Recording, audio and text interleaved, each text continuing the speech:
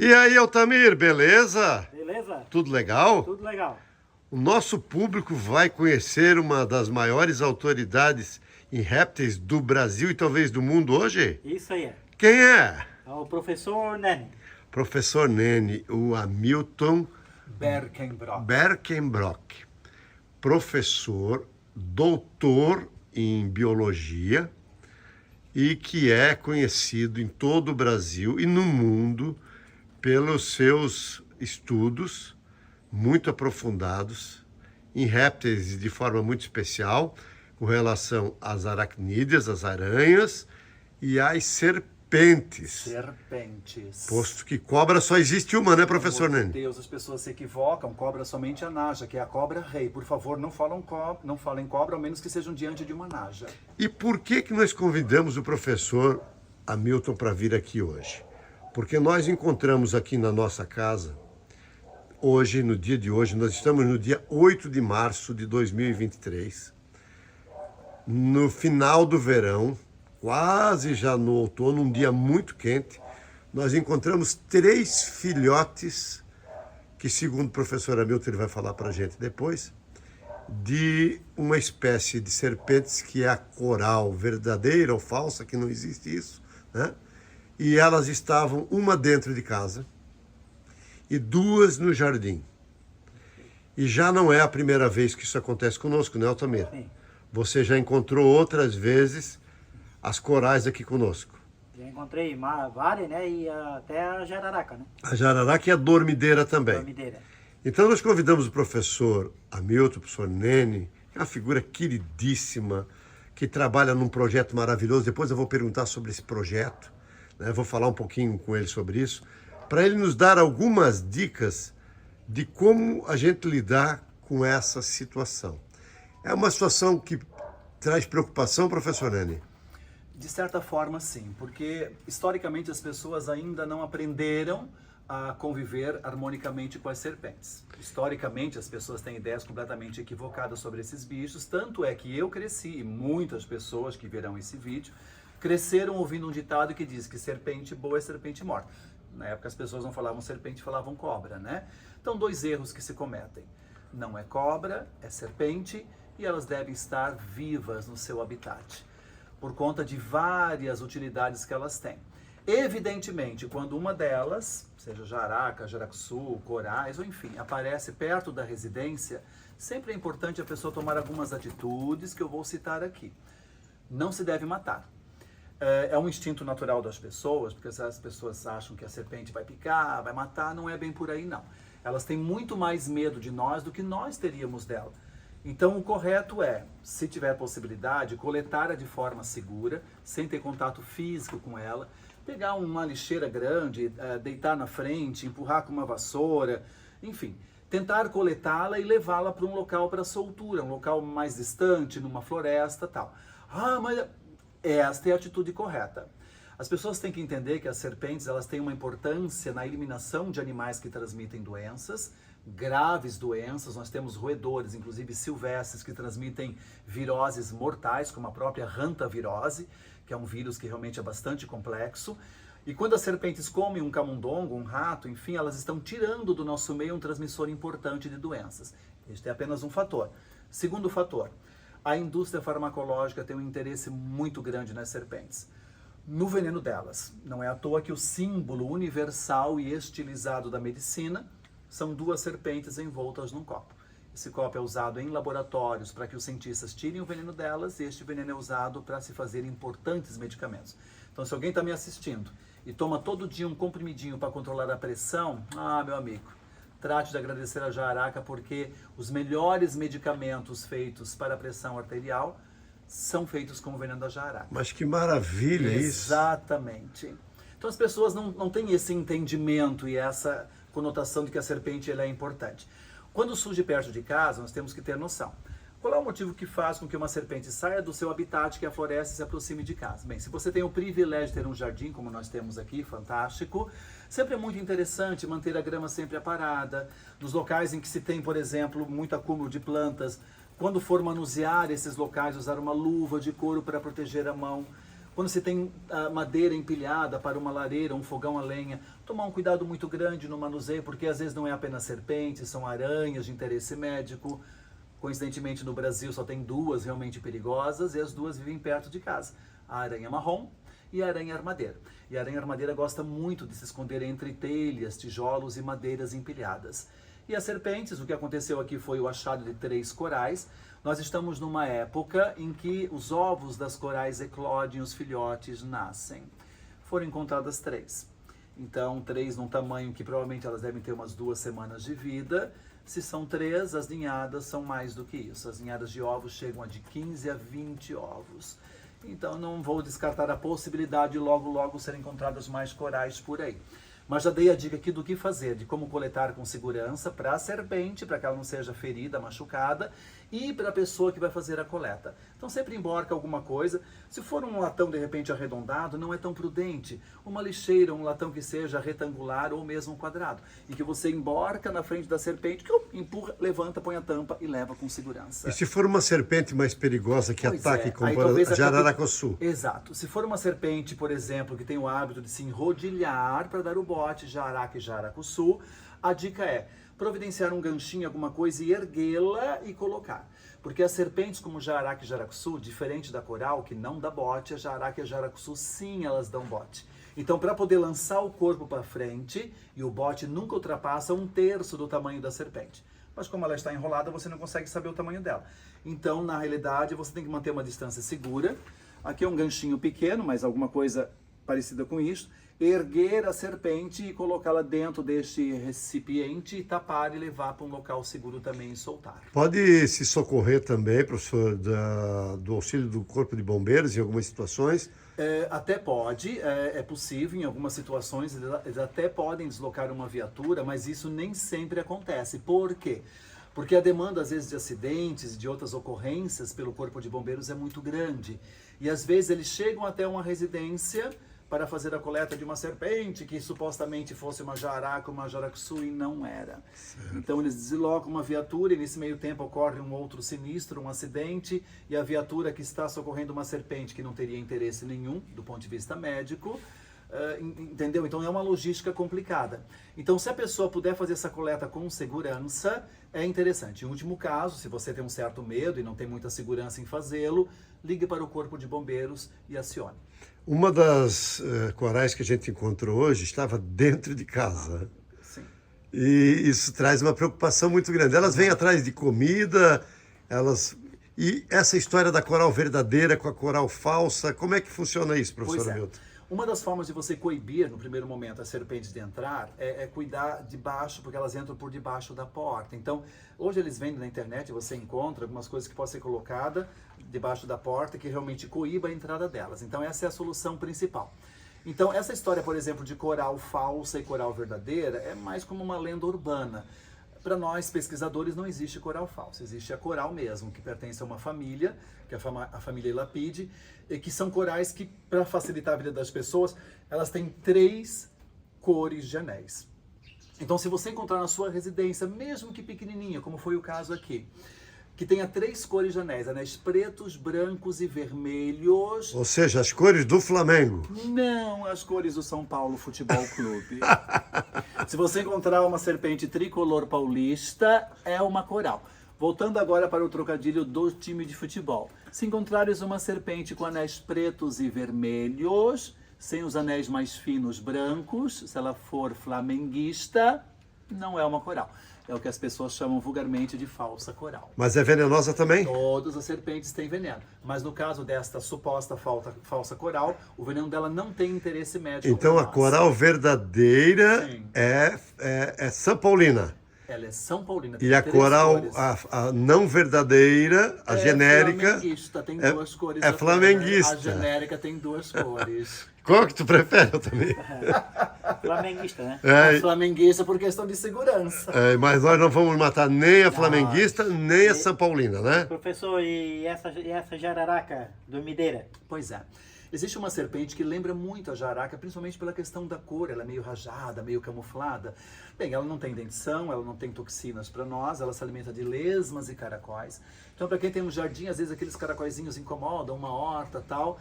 A dormideira ou dorminhoca, meu amigo, faz um trabalho biologicamente muito legal na tua horta, hein? Em eliminar pequenos moluscos que incomodam, que acabam se alimentando e estragando as tuas hortaliças. Então, assim, a jararaca dormideira, ela é chamada dormideira, primeiro, ela não tem veneno, mas a defesa dela é fingir que morreu.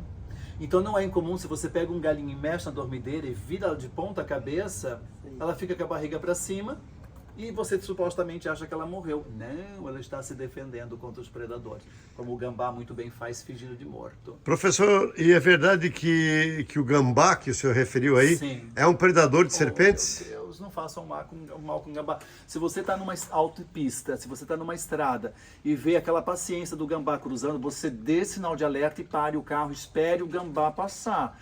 Como eu fico triste ao ver gambás atropelados e alguns até propositalmente. Meu amigo, o gambá é amigo nosso.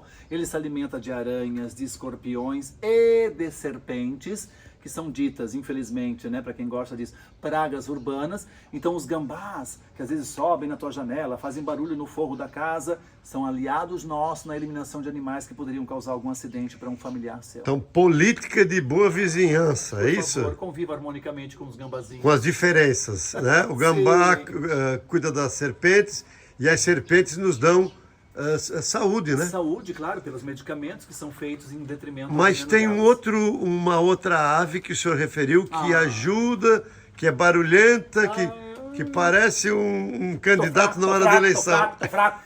A angulista ou galinha de Angola. Se você tem a possibilidade de ter um casalzinho ou várias galinhas de Angola soltas no teu jardim, meu amigo, tu nunca terá problema nenhum com escorpião, com aranha, com barata e com serpentes no teu jardim. É fato isso, professor? Mas é fato fidedigno, elas eliminam tudo que se mexe, que seja comestível, evidentemente, para elas, que se mova no jardim.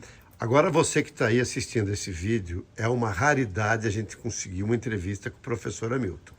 Procurem aí na internet quem ele é, o que ele significa, mas deixem um comentário, uma pergunta e deem um like para ele, porque ele é uma figura extremamente rara, nos prestigia com a sua presença aqui. O nosso canal já está com quase 900 mil inscritos e nós precisamos de mais inscritos, porque a gente faz aqui também um trabalho didático-pedagógico, professor, né? De ensinar as pessoas a plantar horta, pomar e jardim, mas quem convive com a natureza tem que conviver com os animais da natureza. De forma harmônica, né? Evidentemente. E vamos falar um pouquinho agora, professor, dos procedimentos que devemos tomar para evitar que esses bichos apareçam na nossa casa. Por exemplo, o senhor me dizia que o alimento natural de uma jararacuçu, por exemplo, são os ratos. Exato. Então, que providências a gente deve ter para evitar os ratos? Bem, a base de tudo é a educação. Qualquer resíduo que você produza na sua casa, que seja reciclável ou não, ele tem que ter um destino adequado. Então, as pessoas que eventualmente, de forma imprudente, colocam os seus resíduos jogados em qualquer canto, isso é um atrativo para ratos. Então, sempre evitar locais em que se atraia os alimentos das serpentes, que são os ratinhos. A serpente não tem moradia fixa. Ela estará onde ela tem segurança e, claro, alimento. Então, se ela achou o alimento no local, é porque aquele local possibilitou esse alimento chegar até ali. Então, se você quer evitar serpentes perto de casa, mantenha sempre o jardim muito limpinho, muito aparado. Evite locais de acúmulo de materiais. Se você tem uma composteira, tenha ela de forma prudente. Aqui mesmo no canal você talvez aprenda a fazer composteiras de forma correta para evitar cheiros desagradáveis, porque a composteira envolve a decomposição de matéria orgânica morta. E evidentemente que a ação de fungos e bactérias é inevitável. E isso tudo atrai seres como baratas, como ratos. E se você fizer uma composteira dentro de uma maneira adequada, você evita a atração desses bichos e, por consequência, de serpentes como jararaca e jaracuçu também. E olha só como é importante a informação do professor Hamilton. Nós temos diariamente perguntas de pessoas que dizem que colocam restos de vegetais como adubação de vasos, frutíferas, etc. Não se deve fazer isso, deve-se fazer a compostagem, né? Porque isso atrai rato e o rato atrai as cobras. Professor, outra pergunta extremamente importante é quando acontecer um acidente. Sim. E se esse acidente acontecer, tem antídoto para as picadas de serpentes peçonhentas? Tem. O Brasil, felizmente, ele é uma referência até mundial na produção de antivenenos, seja para aranhas, serpentes, escorpiões, enfim, né? E sempre quando ocorrer, infelizmente, um acidente, que pode acontecer, vocês sabem que as serpentes que mais causam acidente no território nacional são justamente a família das jararacas. Por quê? Não porque elas queiram gastar o veneno em nós. Um ser humano? Não é isso. É porque elas têm uma camuflagem muito boa entre as folhas secas. Então, assim, quem está em contato com a natureza, que é super importante para a saúde física e mental, sempre vai com o calçado fechado. Mas vamos supor assim, aconteceu um acidente. Ok. Não caia naquelas conversas que você vê por aí, que já leu, inclusive em livros e manuais de primeiros socorros, de fazer torniquete, garroteamento, de colocar a boca em cima, de chupar, de cortar, de perfurar. Não é nada disto. A única coisa que você que está me vendo deve fazer, se acaso acontecer o acidente, lavar. Utilize-se de um sabão neutro ou um sabão líquido bactericida. Por que líquido, professor, e não em barra? Porque como a pessoa vai ser envenenada por um animal e o local está sensível e doloroso, um sabão em barra ele sempre vai causar um desconforto muito grande na hora de lavar. Então, para a pessoa que foi vítima ter menos desconforto na hora de passar esse antisséptico, que é o sabão líquido bactericida, que é o que deve fazer, o sabão líquido sempre ele favorece mais o sofrimento. O professor Hamilton falou para mim, e a gente não faz merchandising aqui, mas eu vou falar a marca que ele me recomendou, que é o sabonete líquido bactericida Protex. Excelente. Eu hoje mesmo vou comprar para nós. E um outro detalhe que o professor falou para o doutor Altamir e para a dona Santa é o uso de um tal de EPI. Eu não gosto de usar porque incomoda, porque sua mão... Meu amigo, eu sempre digo que é melhor prevenir a remediar. Mais vale você ter um desconforto no manuseio de uma coisa, depende da espessura dessa luva, evidentemente uma luva de couro, ela te faz com que perca um pouco a mobilidade da mão, mas te dá proteção. Não é o luva de couro da internet, né, professor? Não é aquele. Você encontra em qualquer loja de material de construção, ou até em agropecuárias, eles vendem esses produtos, uma luva para proteger a mão. Quando você mexe em plantas, em canteiros, em que você não tem acesso correto à visão, às vezes escondidinho ali tem uma jaraquinha camuflada, você usando uma luva, você evita de ser envenenado. Se for coisas mais grotescas, a roçada de um gramado, de um capoeirão, se você tem uma chácara, um sítio, de repente quem está me vendo tem essa condição, bota. Cuidado com a bota de borracha. Depende do tamanho da jaracuçu que você vai encontrar no meio do caminho, a presa dela pode chegar ali a 1,5 cm a 2 centímetros. E depende do ângulo em que ela der o bote na bota de borracha, ultrapassa a presa. Então, se você tiver a possibilidade, baratinho tu compras em qualquer agropecuária, a bota de borracha e uma caneleira de couro cru que vai acima do joelho. Só para que tu entendas estatisticamente. A maioria dos acidentes que acontecem envolvendo pessoas e jaraca e jaracuçu ocorre do pé até a altura do joelho. Se você estiver usando uma bota, meu amigo, em situações como essa, você não será envenenado. Risco. Eu tenho um trocadilho, inclusive. Toda pessoa que já foi ou que será envenenada por uma serpente, infelizmente eu sou obrigado a admitir, a culpa é da pessoa, não da serpente. A serpente tem o veneno dela para usar na digestão do alimento, uma vez que ela não mastiga, e nós sim. Para que ela vai querer usar o veneno dela num animal que ela não vai comer? Então ela se odeia. Eu já me pus na condição de uma jaraca. Quando alguém pisa numa jaraca, ela tem que usar um pouco do veneno dela na pessoa, ela pensa, meu Deus, um ser humano, puxa vida, por que não usou uma bota? Então ela fica odiosa em ter que usar. Fica brava em ter que usar o veneno dela, e aí, infelizmente, de forma inútil. Pela concepção da pessoa, a culpada foi a serpente. Não foi você que não usou o EPI, então usa. Aconteceu o acidente, hospital na hora. Imediatamente, lava e vai para o hospital. Às vezes até acionar uma ambulância, até a ambulância chegar, você está perdendo minutos importantes. Não vamos chegar naquela noia de que assim, a serpente me picou, eu vou morrer, meu amigo. Não é assim. Nós estamos no século XXI e hoje nós temos um suporte maravilhoso do CIATOX, do Centro de Informações Toxicológicas. Aliás, uma dica importante. Hoje que o mundo é da internet, quando tiveres a oportunidade, você que está me vendo, acesse o site, o WhatsApp do CIATOX, Centro de Informações Toxicológicas. Eles têm lá imagens fantásticas, às vezes você encontra um bicho em casa e não sabe se é perigoso ou não. Lá tem uma bateria de fotos, tem várias informações importantes que o Ciatox, através do seu site, pode te dar através da internet. É um site seguro, uma equipe maravilhosa, e o Ciatox em Santa Catarina fica em Florianópolis, junto ao HU, o Hospital Universitário. Uma equipe fantástica trabalha lá para dar suporte para vocês. Professor Nene, eu vou lhe fazer uma pergunta que a gente não combinou nada, a gente fez debate pronto, ele foi atencioso. O senhor tem mídias sociais, Instagram, Facebook? Pois é, eu sou uma pessoa meio analógica, mas fizeram para mim 2 Instagrams. E quem quer acessar o meu Instagram, é o meu nome, Hamilton, com A e N de navio no final. É o meu nome, Hamilton, e depois vem B-E-R, Ber, Hamilton Ber. Vai aparecer 2 Instagrams na sequência, os 2 primeiros são os meus. Quem quiser tirar uma dúvida, quem quiser fazer um questionamento, estamos aqui para auxiliar. O professor Nene é uma personalidade aqui, eu estou falando isso com todo carinho, que eu conheço ele há mais de, eu não vou dizer a idade dele, mas é quase mais de 3 décadas. Mais de né? 3 décadas. A gente é amigo, ele já me Sim. ensinou muito, e ele dá cursos nos colégios e trabalha num projeto maravilhoso. Primeiro eu vou fazer uma pergunta sobre a sua formação, professor Certo. Nene. Qual é a sua formação para as pessoas saberem que nós estamos falando aqui com uma autoridade brasileira e mundial em répteis, gente?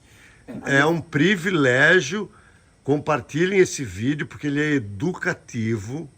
Não tem aqui nenhuma conotação que não seja educar as pessoas. Ele veio aqui com um carinho enorme, conscientizar a Altamira, a Dona Santa, eu mesmo, a minha família, porque a gente se assustou, 3 corais num dia só, uma dentro de casa, debaixo de um sofá, né?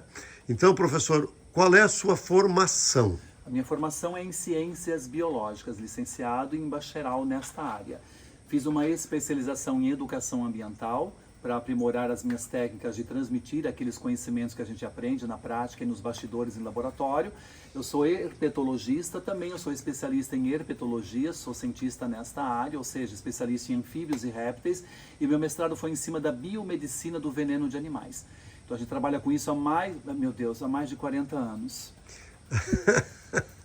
Professor Nene, me diz uma coisa. O senhor trabalha em pesquisas hoje também? A gente desenvolve, a gente auxilia alguns pesquisadores, hoje não estou mais diretamente em laboratórios, mas já participo. Já Lecionou participei, também, né? Lecionei em várias regiões, tanto em pré-vestibular como em ensino médio e ensino superior também. E hoje, eu estou numa parte mais tranquila da minha vida. Desenvolvo trabalhos educacionais, inclusive num projeto fantástico que fica em Timbó. Fala um pouquinho desse projeto para nós, professor, que é ideal para as crianças e para adultos, né? Sim, eu diria que assim, o projeto vai para todas as idades, porque assim, o conhecimento, o saber, ele vale para todas as idades. É bobo daquele que diz que sabe tudo, meu Deus, não sabe nada. Então, assim, ele é um projeto interativo, ele é um projeto educacional. Todos os projetos são conduzidos de uma dinâmica muito legal, educacional, numa didática super interessante. Ah, mas eu vou lá para ter aula, meu amigo. O que tu vais aprender lá, tu não vais esquecer nunca mais. Tu vai ter aula de animais, sobre paleontologia. As crianças que adoram dinossauros vão conhecer fósseis de verdade de milhões de anos. Não vou falar quais para não estragar a surpresa. Tem aula de ciências com experiências fantásticas. Vocês vão participar de várias experiências. Você vai entender como é que se forma uma nuvem. Então, assim, a biologia, a ciência trabalhada na prática no Eco do Avencal, super pertinho, fica aqui em Timbó, bem no ladinho de Blumenau. Perto de um lugar maravilhoso que é o Morro Azul, Deus, que é um sim. ponto turístico fantástico. Exato. Então, assim, vocês têm de visita o Morro Azul e o projeto Eco do Avencal fica vizinho ao Jardim Botânico ali de Timbó. Eco do Avencal. Eu vou deixar o link do site e também os endereços de Instagram e Facebook nos comentários. E nós vamos assumir com o professor Nene um compromisso para ele. Né, Altamira? Isso aí. Nós vamos fazer um vídeo lá. Ele é O Fantástico. que tu acha, Nene? Será que vamos ser bem recebidos lá? De braços abertos. E vamos lá conhecer. E se ficou alguma dúvida com relação às serpentes peçonhentas, ao que deve ser feito e o que não deve ser feito, vocês deixem aí nos comentários. Eu vou fazer mais 2 comentários, 2 perguntazinhas aqui muito importantes. Muita gente, professor, reclama das lagartixas. Ah, meu Deus. E é importante as lagartixas no ecossistema? Só para que vocês estão vendo, entendam, o único predador dentro de casa da aranha marrom, lembrando que a aranha marrom é uma aranha extremamente perigosa e vive dentro dos domicílios. O único animal que come a aranha marrom e elimina este animal perigoso dentro de casa é a lagartixa. Ah, mas ela faz muito cocô na parede e nas cortinas da minha mãe. Meu amigo, cada cocô que você limpa de lagartixa na sua casa são várias aranhas marrom que a lagartixa comeu e não vão fazer feridas horríveis em você. Então, de hoje em diante, ao limpares um cocô de lagartixa na sua casa, limpa com vontade, encontre a lagartixa que fez o cocô, olhe profundamente nos olhos dela e diga: muito obrigado, lagartixa. Principalmente o pessoal da região de Curitiba aí, que é o epicentro da aranha marrom, Tudo né? começou, mas hoje a aranha marrom, infelizmente, ela se espalha em todo o território nacional. E muita gente, professor, tem lareira, fogão de lenha e churrasqueira a lenha em casa ou guarda lenha para o frio, principalmente nas regiões de interior do Brasil, onde esse hábito é muito comum, a lenha é uma fonte de energia. Sim. Também ter muito cuidado ao manusear essas lenhas, né? Exato, não só por conta de aranhas, como é o caso neste caso da aranha armadeira, que vive no meio desses ambientes, e também do escorpião amarelo, que infelizmente já é uma realidade aqui para o sul do Brasil. Quer dizer, quando eu falo sul do Brasil, estou me referindo ao Paraná, Santa Catarina e o Rio Grande do Sul, onde o escorpião amarelo não era um animal comum. Hoje ele é. Nós sabemos que aqui em Blumenau já é recorrente o aparecimento. E uma dica importante, nós temos aqui um órgão muito atuante, que é a vigilância epidemiológica, né? Então, sempre que você, porventura, encontrar um escorpião amarelo na sua casa, acione a vigilância epidemiológica. Por quê? Porque eles fazem um mapeamento da cidade onde esses animais são encontrados, porque a reprodução deles é muito rápida. Então, é muito importante que onde ele é encontrado, se faça todo um trabalho de investigação nas residências, ver se não encontram outros. Então, mexer com lenha em lareira, fogão a lenha, enfim, use sempre uma luva, porque eles se escondem ali no meio da lenha, no meio da casquinha que secou, entre a lenha. Olha, é perigoso. Luva, você se protege. Eu fiquei muito honrado, e o Altamir também, né, Altamir? Sim. Com o papo que a gente está aqui, quase 3 horas batendo com o professor Hamilton, com o professor Nene, mas nós também ensinamos 2 coisas para eles hoje. Tá bem. Ele entende da fauna e nós entendemos um pouquinho da flora. O que a gente mostrou para ele hoje, Altamir? 2 coisas. O limão, né? A fruta do milagre. A fruta do milagre com limão, né? Ele comeu uma frutinha do milagre que parece um tic-tac e depois a gente deu umas gotinhas de limão para ele. E o que aconteceu, professor? Opa, vocês não vão acreditar, eu estou impressionado até agora. Ficou doce. Se você imagina pingar umas gotas de limão na sua língua, o que suas papilas linguais vão dizer? Oh, que coisa ácida. Olha, vocês não acreditam. Eu fiquei assim, dissolvendo aquele frutinho, o fruto do milagre. O nome se justifica, né? Porque foi um milagre que aconteceu na minha boca. E eu pensei, gota de limão na minha língua. Quando as gotinhas de limão foram pingadas pelo Sr. Nemitz na minha língua, nossa, parecia que eu estava mastigando um chocolate. Era uma delícia. Vou ver como a natureza é perfeita e misteriosa. E depois mostramos para ele a ervilha borboletinha azul, a flor que fizemos um chá. E temos os vídeos tanto da fruta do milagre como dessa mutação do chá, dessa alquimia, como ele chamou, que o chá é azul da cor desse vaso ali, ó, desse vaso da esquerda, e ele fica de que cor quando pinga limão, né, Nene? Ele fica lilás, vocês não acreditam. Por favor, pesquisem ali, vejam o vídeo. Eu estou ainda perplexo com o que eu vi diante dos meus olhos. Desculpa, até me emocionei repentinamente. Ah, que maravilha. Foi um negócio legal ter o Nene aqui conosco e mostrar para ele que isso existe, que também, não só na natureza existe o mimetismo, a função de cada um dos animais, como também na fauna. Tem os milagres da fauna que a gente passa para o nosso público com muito carinho, ensinando jardinagem para que as pessoas vivam em conexão com a natureza. Isso é fundamental. E aí eu vou falar de uma coisa, e que está conectado com a natureza, está conectado com a fonte de vida. Cada um chame como quiser e viva essa experiência do jeito que quiser. Mas a gente está trocando ideias aqui porque a gente acredita que essa fonte fez todas as criaturas para que sejam felizes e vivam em harmonia. E é isso que a gente tenta educar aqui no canal do Jardineiro Amador. Professor Nene, foi uma honra enorme. Pessoal, curtam, comentem, compartilhem esse vídeo do professor Hamilton. O Altamir e eu ficamos felizes demais. O Eric, que está aqui atrás, da gente que é um jovem de 20 anos também, aprendeu um monte. Tinha sido aluno do professor Nene Sim. no ensino fundamental, Ele né? tinha medo de mim, mas tudo bem. Ele disse que o professor Hamilton levou uma enorme de uma serpente, né, para ensinar eles a conhecer a serpente, né? Ele tem um serpentuário, é assim que fala? Serpentário. Serpentário, enfim, nós vamos visitar o projeto dele lá em Timbó e vamos fazer um vídeo, vamos mostrar mais sobre o professor Nene. Se vocês gostaram, digam aí. Valeu, pessoal! Valeu, professor! Valeu, Altamiro! Obrigado!